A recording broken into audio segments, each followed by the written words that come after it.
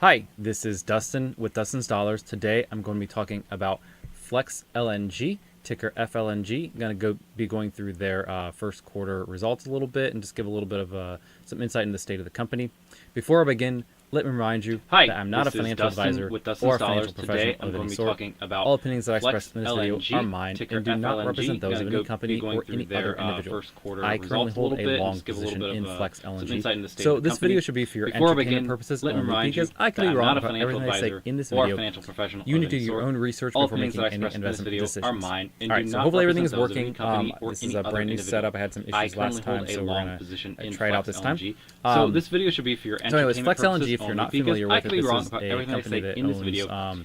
You need to do LNG, your own liquefied research natural before making gas any investment decisions. carriers, I guess you call them. So hopefully everything's working. They actually just this is a ship brand the new setup. I had LNG some issues last time, so we're gonna try it out this time. From the liquefication Flex facility, LNG, if you're not familiar with take it, it to wherever it needs to go, where they're going to regasified it, and then LNG, liquified natural gas, use the carriers, natural I gas guess you as call natural them. gas. So they actually that just is ship what they the do. LNG They own 13 from ships. Let me go down to from this the nice liquefication chart here, facility, which shows them. and I'm going to talk they about take it this to wherever it in a needs to little go, bit. where they're going to And regasify it. they And then, have all these ships, and they have them generally under, many of them are under contracts for multiple years. You can see this chart here that does show they have some ships that are already contracted all the way out through the 2030s. They have more that are they have all these ships, and they have them generally under, many of them are under contracts for multiple years, long-term contracts, and so this is a fairly stable business. They have some the big ships draw that are for investors, right? all This the is way an out investor, through the 2030s. Channel. They have more is, that are the dividend, right? You can see here they do pay an 11% dividend here. Long-term contracts, and so this is a fairly stable business. Pretty big, the big right? draw for investors. I've talked about this in the past because they are a channel. I believe Bermuda domiciled. Right? You can see an 11% dividend here. Probably check that right here on their profile. That is pretty but big, because right? of where, they're in Bermuda. Because of where they're incorporated, they are I don't believe these dividends are qualified dividends anywhere, so it's not really surprising that they trade up to that sort of that amount. But because of where, they're in Bermuda. It's not surprising that they do trade at an 11% yield because of the tax implications of none of these dividends being qualified. You'd expect them to be a bit higher than some other high-yield dividend companies, but that can that are not surprising that they do trade homed at in the U.S. and can actually get that 15 or 20% dividend tax rate rather than just coming in as your actual some other normal high-yield dividend so companies. That is, but they can, I think again, people might ask why it's a knee-jerk reaction. Why is it paying 11% dividend? That seems unusually high, and that's kind of my take a little bit on it. Plus, and as I'm going to talk about here, income tax rate. I've called this out in the past, but I don't think there's a big growth story for them. They did talk a little bit on the earnings call that they're not interested in contracting new ships to get built, right? Plus, I'll go down as I'm going to talk about in their investor presentation. They talk about called this out in the past, but I don't think there's a big growth story for them. They did talk a little bit on the prices for new builds. It's gone up and they're up not and up. interested in contracting the beginning of 2022, and in their investor prices are up by what's that? They have a nice slide that shows 30%.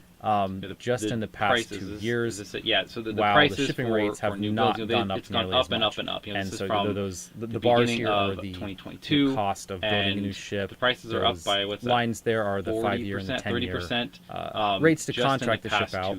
And so they basically said, shipping rates have not because of that, because of the interest rates, and so it's the bars really here just are not a good time to be building new ships. And so they aren't. So I think they're lines doing, there are the 5-year and the right 10-year capital allocation rates to decision contract there. the ship out, and so they basically said, go back up here, you can see they do even have interest rates, extra capacity from these really ships, just not a good because they can recontract ships, and so they aren't. Flex Constellation here. They just got a new contract here, but even still they'll be able to recontract that in 2026. And they have others in 2027. Go back up here, you can see they do even have, depending on exactly how many of those light from these ships, right? Because they can bars recontract the add-on options to your existing contracts, depending on how many of those get exercised and how many that in 2026.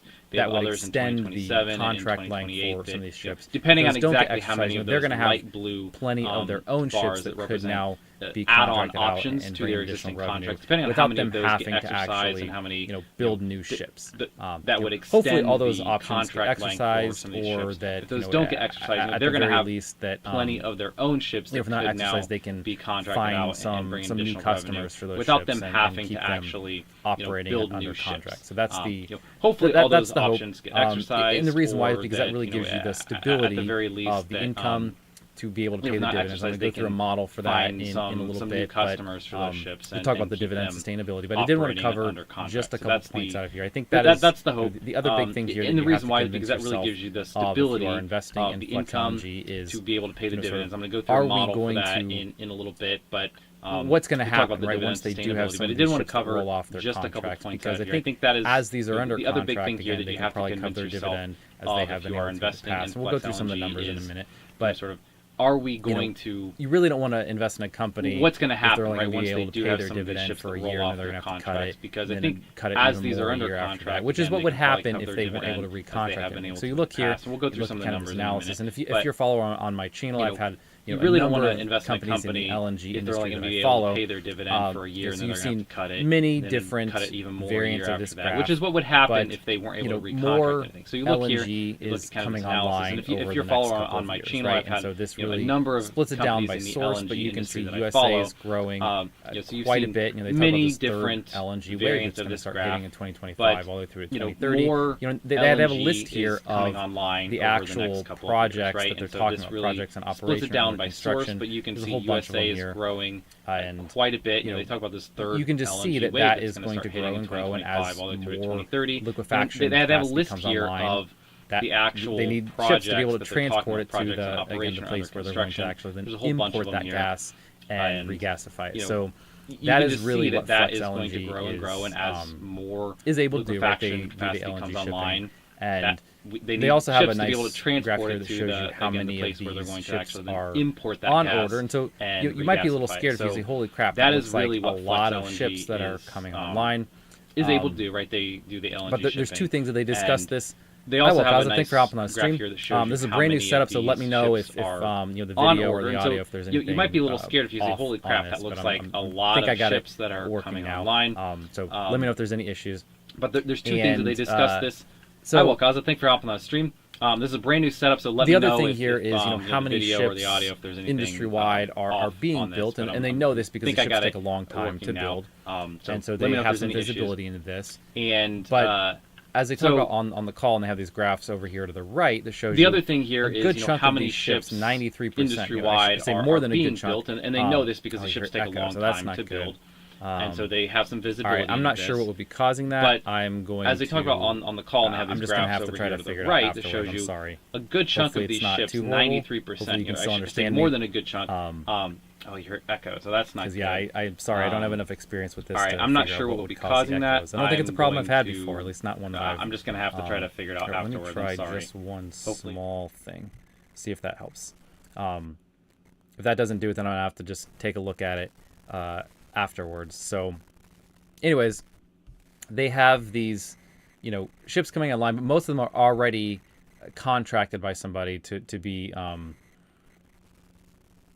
to actually ship LNG, right? So these are not going into the spot market anytime soon. They're part of, some of this capacity is coming online. They're actually lining these things up, right? They're lining up the shippers, and so that is their point where they say, hey, yeah, there might be a lot of ships, but a lot of these are already spoken for. So they're not necessarily going to push down, the contracting rates on the spot market because they're already just, going to be tied up. And so that's, another good thing in terms of just the industry. And you see here where part of this also is audio is good now. Cool. So I think I know what the issue is. I think there were two sources here, and I got one of them sort of disabled. They also talk about a lot of older ships, and I don't think that they included it in this particular presentation. They've done it in the past. I guess this talks about a little bit where they say, there are some older ships that are going to start to, cost as much to operate as they are able to bring in terms of revenue. And so some of those ships are probably just going to be retired, and some of these new builds are just going to come on to sort of replace them. Great. So everything is good now. Thank you. Thank you for the feedback. Sorry for the echoes earlier. So Anyways, so that is, part of like the sort of the overall big picture for this company. And again, they are, as I alluded to, and I'll talk about a little bit more now, they are not intending to grow, right? So as of now, they've talked about this is their fleet. They're going to continue operating this. And so that's why you see the sort of the attitude here. They talk about earnings belong to shareholders. They are not in growth mode. They are very much in returning capital to shareholders mode right now. And so they primarily do that through the dividend. And so you can see the overview of their dividends paid for the past 6 quarters or so here. They have this, 75-cent dividend that they can, again, from quarter to quarter, they're right on the verge of being able to cover this. But I think they have a couple things going for them. And the biggest one here is that, some quarters are obviously better and worse than others just because of the rates do go up and down. They talk about this where consistently Q2, there's some seasonality. So Q2 tends to be lower for them. I'm trying to find that chart here that had the contracting here. And so you can see that the contracting rates do sort of vary throughout the year. This isn't large enough to get a full sample size here. But they do vary throughout the year, and it'll go back up. Later in the year, they talk about this, and I felt like there was a better. Was this the? No, that's not it. Sorry, I'm not sure where the slide was. Anyways, they do talk about that the seasonality here, and it makes total sense. The other piece here is as time goes on, they are deleveraging. They are paying down debt, and I actually put together just a quick chart here that shows sort of since they did all the refinancing and got everything kind of in order and push out all the maturities up to 2028. They have been slowly paying down debt. You can see here, I made a chart of it, but you can see the absolute numbers here from the end of Q1 of 2023 to the end of Q1 of 2024. They've been incrementally paying down debt every single quarter. About $26 million per quarter here, if you look at it. And graphically, you can see here that the red bars go to the left axis, the green line goes to the right axis here. And the red bars are just their total debt. And you can see just stair step down. And so every quarter they're paying off a little bit more. And over time, that's going to start to free up more cash flow that they're not having to pay in interest to be able to, have better coverage of their dividend, And you can see the green line here does show sort of how much debt they reduced each quarter. And so it did tick up ever so slightly in Q1 of this year. I don't know if that's going to be a trend that continues or not, but I mean, any amount does help. And they also made the point on the earnings call that they are paying down their debt faster than their actual ships are depreciating, which basically means, they're good. They're going to be able to have the cash flows to be able to, sustain the business over the long term. And so that is important to see. So I also put together a model for them actually being able to cover their dividend, because I can look at one quarter or another quarter, but really I want to look over, sort of have a projection and see what might the numbers look like over the next couple of years. And I think I had built a similar model last time, I actually have it here as the other tab to see, what this is going to look like over the next couple of years. How much are they able to cover it with their current contracts? And then what might that look like if some of the ships had to go to the spot market? And that's what I'm going to go through right now. And so I have a couple sections to this. This top section here is all about sort of the base assumptions for how does the business operate. And the big piece here, I'd say, for these first couple lines is, of course, they're going to have 13 ships throughout. They're going to have, a certain amount of uptime. I just figured it's almost 100% because that's what they've been able to do historically. But then what percent of those ships do they actually have under contract? And again, this goes right back to that chart that I showed here of, for 2024, they are almost 100% contracted. 2025, they have this, this light blue bar here and here on the Constellation and the Artemis that are, those represent options on the contracts. And so if the customer exercises that option, then they would go to 100% contract for 2025. But if not, then they won't be, right? There'll be something more like, I don't know, 95% or so. I actually have the math on my model here, and I'll go to that in a second. But as of right now, in my model, I'm assuming that no options get exercised in sort of the base case here. And so if none of this gets exercised in 2025, they'd be 92.3% contracted. And in 2026, that drops quite a bit to only 73% contracted. And So that is, sorry, I'm looking what Kaza says. Since we were talking about the energy sector, I found USOY and last dividend payment was $1.23 monthly. Just a heads up. I'll take a look at that after I go through Flex LNG. I'll just take a quick look. Again, it's kind of hard to get a good read on a company live quickly, but I'll take a look. So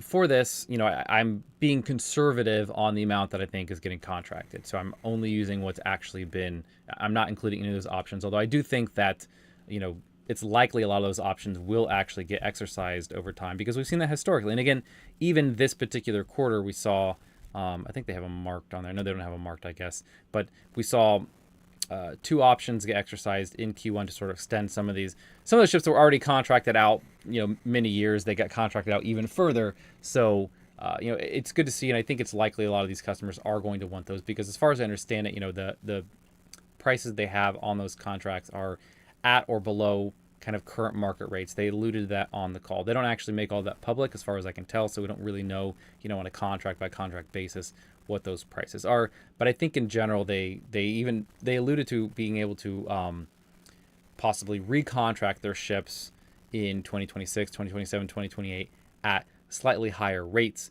than what they're currently, under contract. So I think that's that to me implies that a lot of those options are going to get exercised. So anyways, going further in the model, I also modeled out their dry dockings.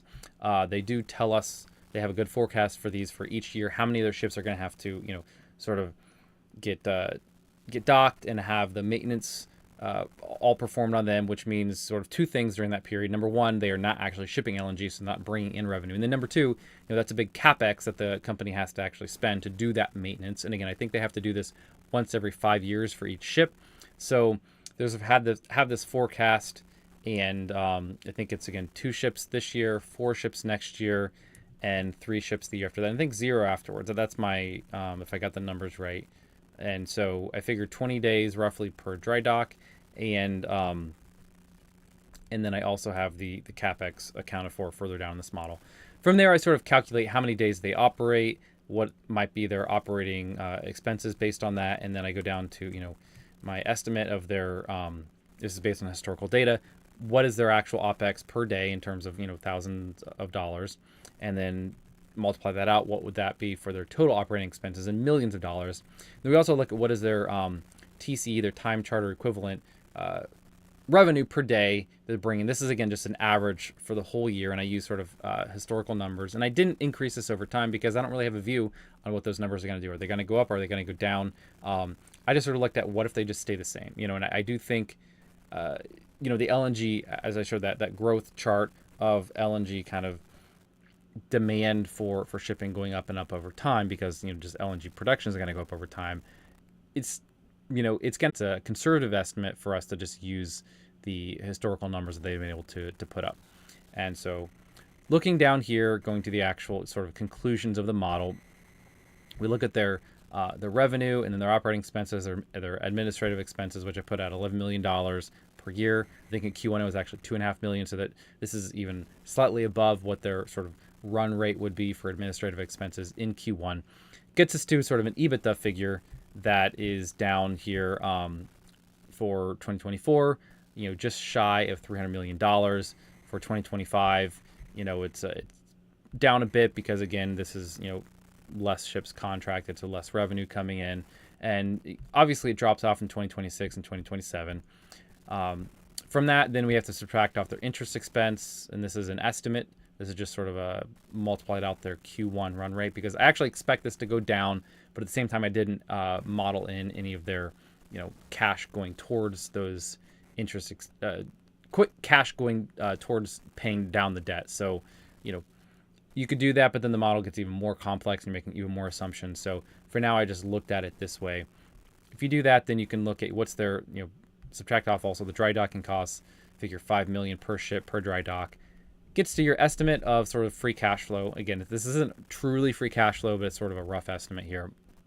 And that gets us down to what could they support per share in terms of dividends. And so in 2024, based on this model, they would be fully covered for $3 per share per year dividend. They are not quite covering $3 per share in 2025. Again, this is assuming only current firm contracts and no options are exercised. And then surely it drops off in 2026. And then 2027, of course, is bad because, they have only, what is that, less than half of their fleet contracted that far out. And again, I expect they'll probably pick those up. So I know I'm sort of repeating myself, but I just want to make it clear. I'm modeling this out just based on what they're currently at to be super, super conservative. I do expect that they'll probably get more of those ships contracted out by the time 2027 rolls around. So I'm not worried. I'm not saying, hey, in 2027 they can't support any dividend at all, and even in 2026 they're gonna have to cut it by 2/3. This is just what can they support with what they currently have, and then of course you can put the numbers in here. If I wanted to bump this up to 94%, we can just do that real quick. If all those options get exercised, and if we did 86.5 for all of their options getting exercised, we could even look at this, scroll on down and see, that puts us a bit under $3 per share in terms of what they could support for their dividends, but it's pretty substantial. That would still be a, I don't know, 8 or 9% dividend that they could pay. All right, so let's back that out, because there's one other thing that I have in this model, and that is, what if we said, well, the rest of those ships that are uncontracted, they just work at spot. They're getting spot revenue, and they're able to sign those for let's say they give a 10% discount over that $81,000 per day for the time charter equivalent. And so if we look down here and we give them that discount, we say, well, they can still bring in some revenue. It's just not under contract, so it's lower. It's at spot rates. And this is our assumption on spot rates. This is actually discount. And if you look at that, we do actually have pretty good coverage for the dividend all the way throughout. And so I also looked at this to say, how low could this go, right? So maybe if we made this even 20%, if they had to give even a larger discount to keep those ships bringing in some amount of revenue, even at that, they're roughly covering, pretty close to covering that $3 per share dividend for the next couple of years. So I think that is, as I'm looking at this, it looks like the dividend is safe. It's not super covered. There's no real major growth story here. And again, I think that's also part of why the yield is so high, because there's just not a growth story. They're at 13 ships. They probably will stay at 13 ships for a while.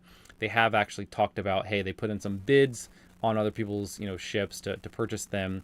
But, they haven't really won any of those yet because they're not overbidding. They don't really, they're not going out on the market saying we want to grow at all costs or, grow at a very high cost. They're saying if we can get a great deal on a ship, we'll take it. But otherwise, we're not worried about growing. And so I think, again, they're in this state at the company where it's fairly mature.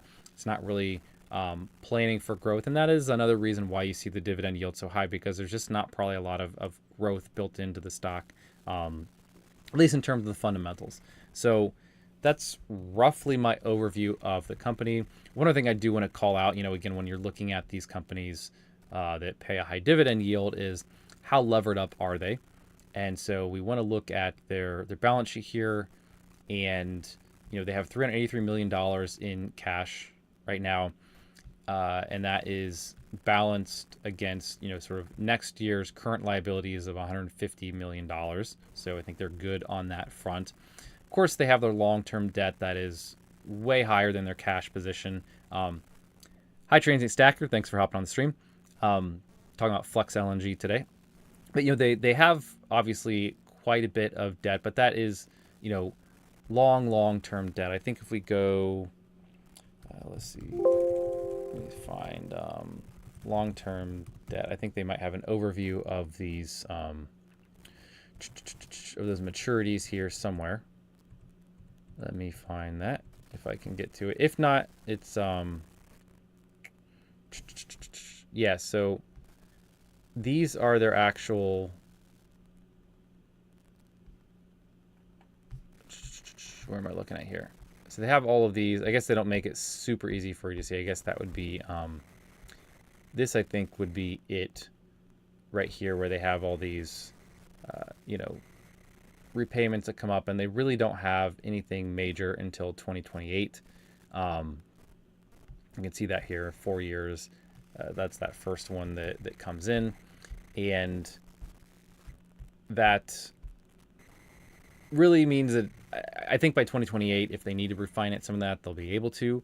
and presumably they'll have paid back down some of it by that point again, as they have been paying it down. And so I think this is just when I'm looking at their debt structure here, I'm not worried about it in the short term. Of course, things could happen. If there's always risk, right? If the shipping market for LNG dries up, the spot rate, plummets, and so they're not able to recontract their ships at a profitable rate, they're going to start having issues in a couple of years.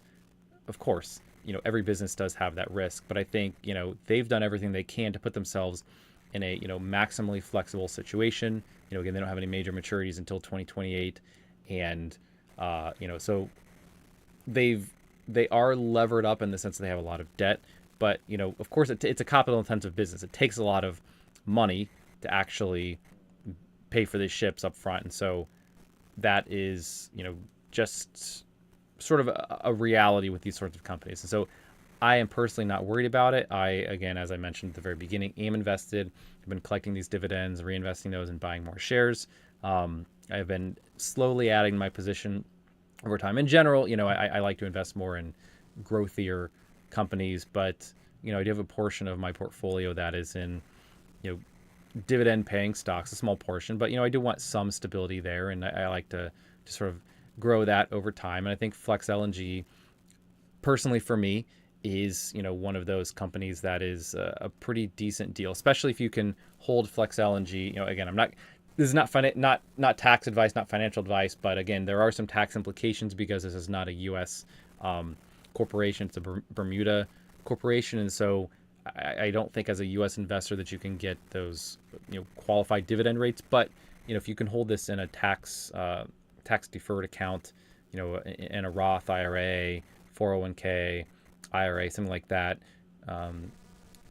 you don't have to deal with that. And so you can actually, get that full 11% dividend yield, which is pretty juicy in my opinion. And I think a company that has, that can consistently pay that and maybe slowly grow over time, even if the capital appreciation on the stock is, very, very low, just because they over time are paying off that debt, you get a, 2%, 3% over time, add that on to that 11%. And that's a pretty attractive return, in my opinion, for what I think is a fairly low to medium risk company, right? I think that's, your risks here really are with the LNG market, but the maturity this company has and the amount of contracts they have, I think really give it some ability. So that's kind of my take on this. That's my thought. And if you look at the share price, you can see even over the past 5 years, once they hit, roughly about this point here, post-COVID,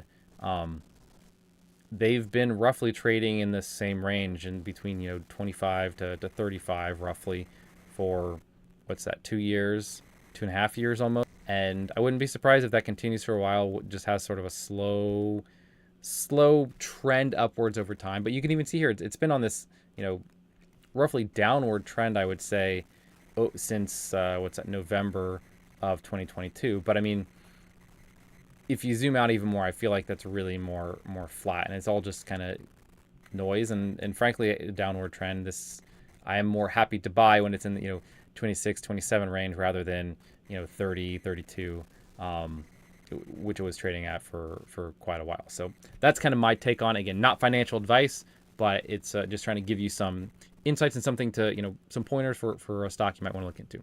So if you have any questions or comments on FLNG, feel free to leave them here in the chat. I'm going to stick around for another couple minutes, and I will look into, just super briefly, Wakaza mentioned another stock, USOY. So I want to take a look at what this is. He said they pay a monthly dividend of $1.23, so I will take a look at it. I don't know if you had any particular questions, Wakaza, about USO. I don't know if you're still here or not, but I'll take a quick look at this. If Yahoo Finance will load, there we go. USOY. Let's see what this is. And again, I have not looked at this ever before. Why is it going so slow? Wow. Sorry about that. I hope that's not my internet just dying. Is anybody still there? Hopefully, but I don't know. Hopefully it's Yahoo Finance and not my internet. I'm not sure why it's so bad. USOY. Come on. There we go.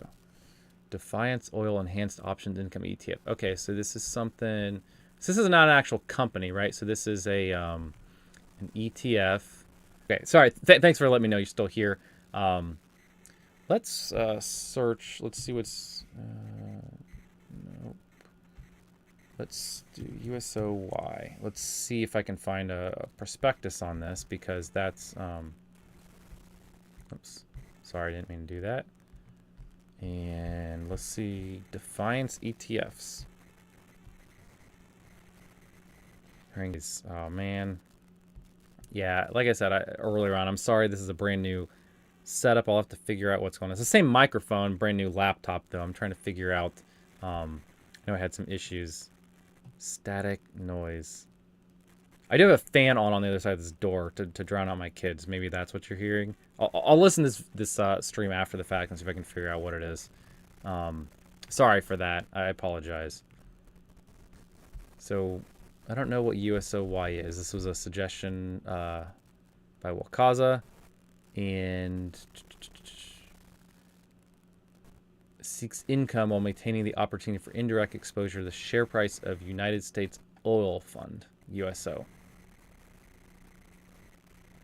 Generates additional income from options investments based on the specific put options. So, okay, so this is a an ETF, right? They're selling put options on another ticker, on USO, and USO, I believe, is an actual company. Let's go back and take a look here. I'll just use this tab. This laptop's mouse is also, or touchpad is a little off from what I'm used to. So this, I think, is an operating company. United States Oil Fund. Let's take a quick look. I'm not super... I've seen the ticker before. I'm not super familiar. Oh, maybe they're not. Maybe this is also a fund. I guess it is. Interesting. All right, so this USOY, the one that you mentioned, I think is going to be selling options on USO, sort of using a particular strategy. And they talked about at the money or in the money put options. And so this is a fund where you're going to, it would be, what do I want to say? When you're selling put options, right?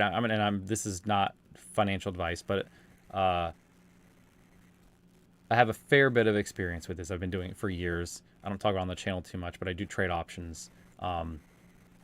Selling puts is my favorite strategy. And so when you're selling puts, you are bringing in income, but you have no particular upside with those positions, right? So is going to give, an actual put option gives someone the right to sell that particular stock or that, equity at a particular price for a specified period of time. And so when if you're selling those options, because they're using a put selling strategy, when they sell those options, they bring in money, but then they have all the downside exposure. So when they sell those options, if USO, this ticker, United States Oil Fund, if that goes down quite a bit, they are going to lose money.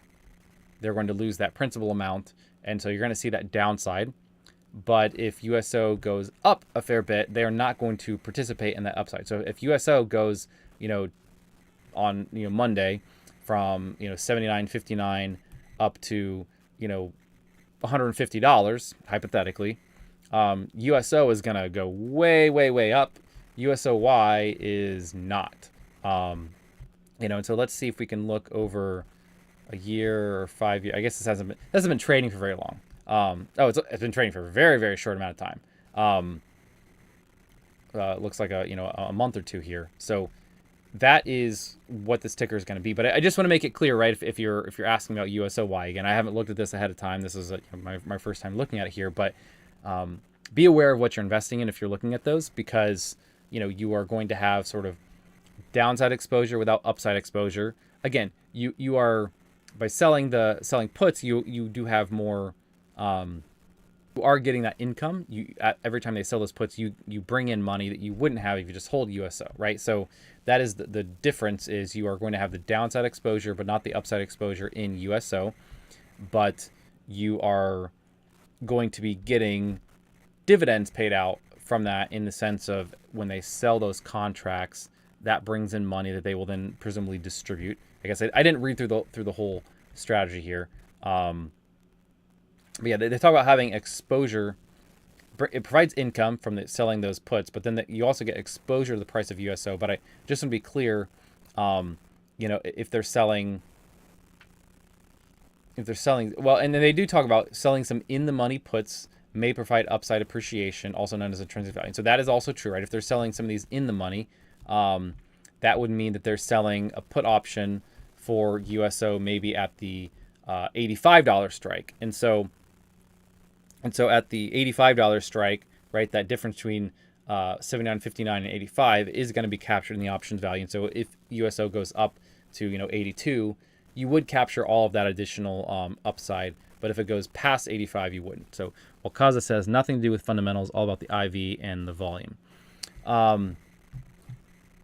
Yeah, I don't know how liquid these options are. I mean, this USO says it's a $1.24 billion fund. Let's take a look at the monthlies. This would be the July. Oh wow, it must be fairly liquid because they have even intra-week strikes, right? July 3rd, that's a midweek. July 10th, that's a midweek. So it must be fairly liquid. So maybe this is more liquid than I thought. Again, I really haven't looked into this one too much. Trying to look at what is the volume like on the monthlies. And so if they have, go down here, July 19th, those would be the ones for the monthlies for July, and go down here close to the in the money, and 40,000 contracts open at $80 strike, about 300 traded. So that's a little bit. It only tracks the USO. Yeah. No, it makes sense. If we get onto the put side, there's a fair bit. I mean, yeah, it's interesting. Personally, if I were to, for me, I would want to trade the puts myself if that's a strategy I was interested in. I think, that's something that, it gives you control over how much premium do you want to capture? How much upside do you want to potentially be able to participate in if you're selling those in the money puts, or how much do you want to sell, at the money? What do you it gives you more control. That's just the sort of person I am. But it is interesting, and I know they have these ETFs that do run various strategies on different underlying equities or funds. Well, Kaza says, with high yield, one would gain a boost and higher monthly dividend to make extra income. Yeah, no, absolutely, right? And so that's what, to be clear, what I was comparing is what is the difference between this USOY versus USO itself, right? Because what you're trading away to get that higher yield and that higher income is you are trading away the fact that if USO goes up, you're trading away the capital appreciation, where if USO goes up quickly, you will probably not participate. You will probably be worse off than if you just held USO, right? So again, that's what I'm saying is this is going to be selling put options, so it's 1983 whatever per share. If USO goes from, this is just, let's make the math easy, let's just round it off to $80. If USO, you were holding 100 shares of this, and then on Monday for whatever reason, there's a major issue with oil, whatever, and oil price spikes, and USO doubles from $80 to $160, then if you were holding USO, you would double your capital. If you're holding, USOY, you're almost certainly not going to, it's almost certainly not going to double, right? You will still continue getting income, but this will probably sit there and not appreciate. Right, it might go up a little bit because some of those in the money put options they sold would get it would realize that intrinsic value gain. But let's say they sold them 10% in the money, this might go up about 10%, right? So it might go up from, about $20 to about $22. And so you'd make, maybe 10% of your money, even though the underlying equity, the USO, actually doubled, right? So that's what I'm saying. You're trading away sort of the ability to make a lot of returns on these if it happens to go up a bit. And again, I'm not saying that it will go up a bit. That's just the trade-off that you're making when you're holding this, USOY fund. But the insidious part about this is if you just hold USOY, let's say that happened. Let's say that scenario that I just mentioned, where USO itself doubles on Monday, and so now it's worth $160 per share.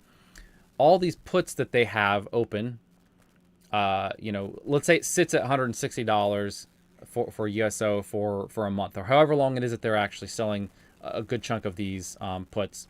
All those puts are going to end up getting assigned, or they're gonna they're not gonna get signed. They're gonna expire worthless, frankly, because they're selling puts, and so the strike would actually be below where the trading price is, and then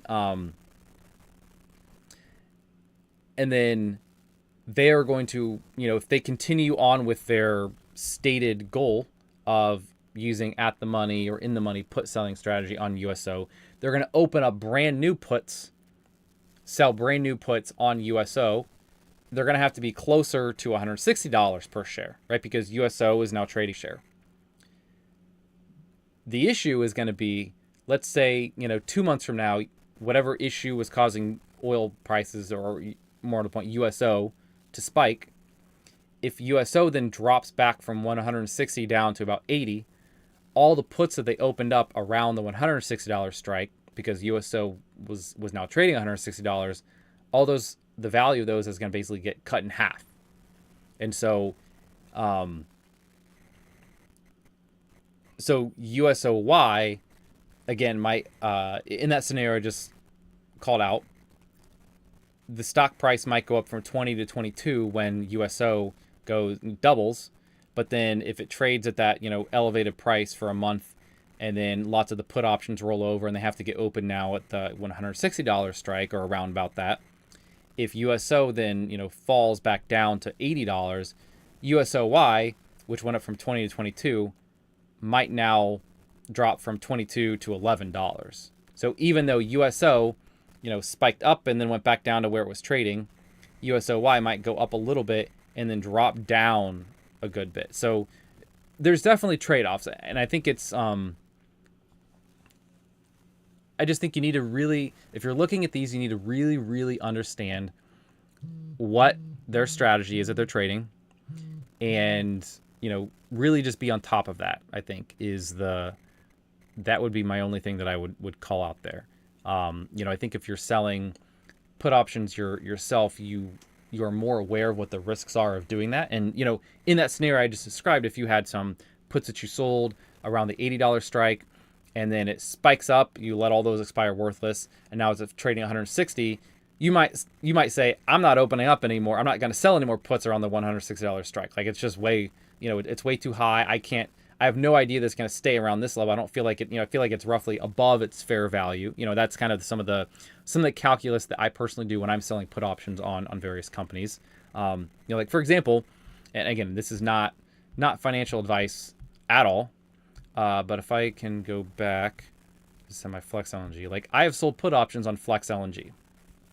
And so, I have my own rough fair value that I think this should trade at. And, right now it's at $27. I would feel pretty comfortable selling, some put options. Let's take a look at their monthlies here. I would feel comfortable selling them 26, 27, 25, 28. I guess 25 is probably a bit too far out of the money. It's just not very, very liquid, not a very high volatility stock. But, I think 28, 27, 26, and depending on exactly what trade-off you're trying to make here with selling your puts, those are all decent strikes. If something happened, spot LNG shipping prices spiked up, let's say some carrier had a major issues with all their ships, there's, I don't know, let's just say there was some terrorist attack that took out a bunch of LNG ships, and so now all of a sudden, but didn't affect Flex LNG. The spot price for LNG shipping might go up. And again, Flex LNG does have some exposure to spot prices. Let's say they happen to have even more of their ships hypothetically exposed that. And so let's say Flex LNG doubled up from, 27 to, 50, 54, for a period of time. Like, I might feel pretty uncomfortable. I might decide I'm not going to open up any more puts. I'm not going to sell any more puts up in that $50 range just because, I don't know if that's really sustainable. So anyways, hopefully that makes sense. Feel free to, give me some questions in the chat or on this video after I end it if you still, if you're unclear. So I'd be happy to try to talk through that. Sorry, you add another couple comments. Wakaza says, it falls under non-qualified dividend tax bracket. Good thing is we are not required to pay Social Security. Correct. The YouTuber named SoCal Stevo featured me introducing the Maui method. I don't have a position USO by yet. The Maui method. I've never heard that. I'll have to take a look. So featured you. So you came up with the Maui method. Is that what you're saying? Or are you saying that they introduced you to the Maui method? Because I don't know what the Maui method is. All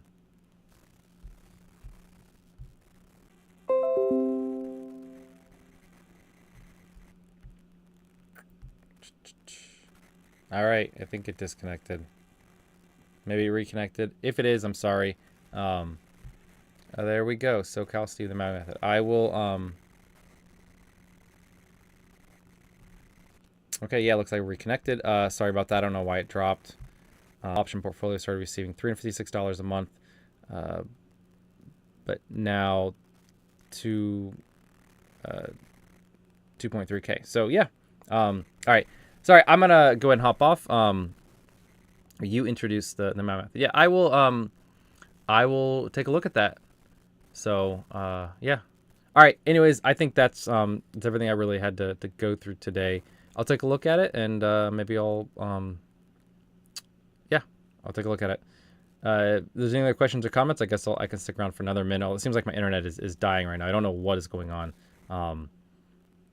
It's pretty bad. So I'm sorry for all the internet issues. It seems to come and go. I really thought it was the computer, but now it seems clear as the internet. So anyways, I don't want to waste any more time. All right. Well, cause us a thanks and mahalo. Thank you, everybody. Thank you for watching. Really appreciate it. Have a good one.